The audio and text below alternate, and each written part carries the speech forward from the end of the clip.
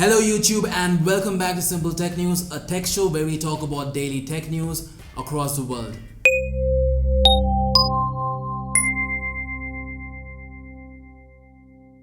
Let's first talk about something which is on everyone's radar these days. If you're thinking of the Samsung Galaxy S8, then yes, you are right. So both the S8 and the S8 Plus have been making quite some news for a while now, and not always for good reasons. Let's start off with a bit of positive news. So the biggest feature of the Samsung Galaxy S8 this year was the inclusion of Bixby, which is Samsung's very own virtual assistant.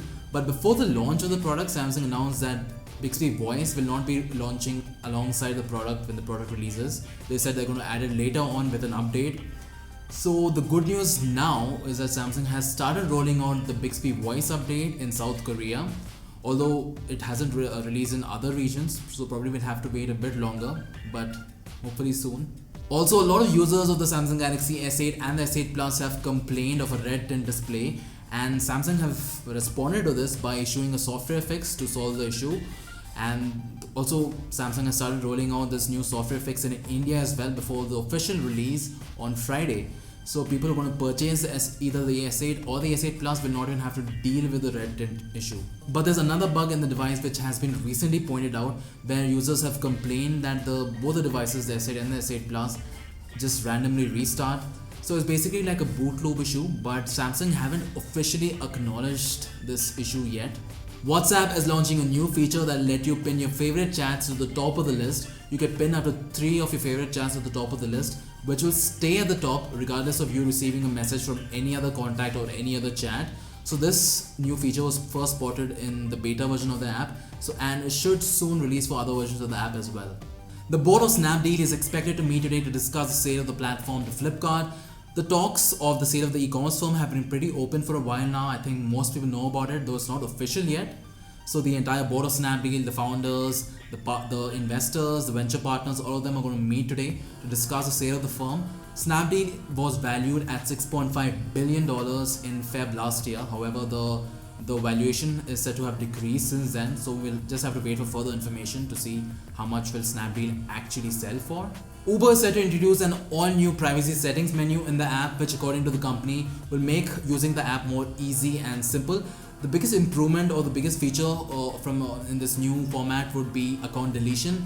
So now any Uber user who wants to delete the account, they need not contact Uber support to delete the account. They can delete it directly from the app itself, and if they want to reactivate the deleted account, they can do so as well within 30 days. So Uber is going to deactivate your account for 30 days, and if you don't reactivate it within this timeline, it's just going to delete the account permanently. The world's most hack-proof phone will be coming out this year. This phone will be made by the very famous antivirus software company McAfee. This phone will be called John McAfee Privacy Phone and is claimed to be the world's most hack-proof phone, which will be coming out later this year. The phone is said to feature hardware switches at the back of the phone, which will disconnect the battery, the antennas, Wi-Fi, etc. and all other stuff in the phone, and this is going to give it that additional security. The phone is said to be priced at $1,100 and will run a version of Android when it releases. Let's now talk about Reliance Jio for a while. New information from TRAI says that Reliance Jio accounts for 39% of broadband connections in the country. So, and a large portion of this is credited, of course, to free internet provided by Reliance Jio. So out of a total of 261.31 million broadband connections, Reliance Jio is responsible for 102.84 million by itself. A distant second is Airtel with about half the number at 46.69 million broadband connections, and also in the list are Vodafone, Idea and BSNL respectively. Further, Reliance Jio has also complaints against Airtel to TRAI for violating tariff rules by issuing misleading offers and arbitrarily discriminating among its own customers subscribing to the same plan. So this is basically referring to the two plans, the 293 rupees plans and the 449 rupees plan, which was recently launched by Airtel. So under the 293 rupees plan, for instance, you get 1 GB of data per day with a validity of 70 days. And here there's like two criteria. He has to be a new subscriber who has a 4G handset, and also he needs to have the Airtel 4G SIM.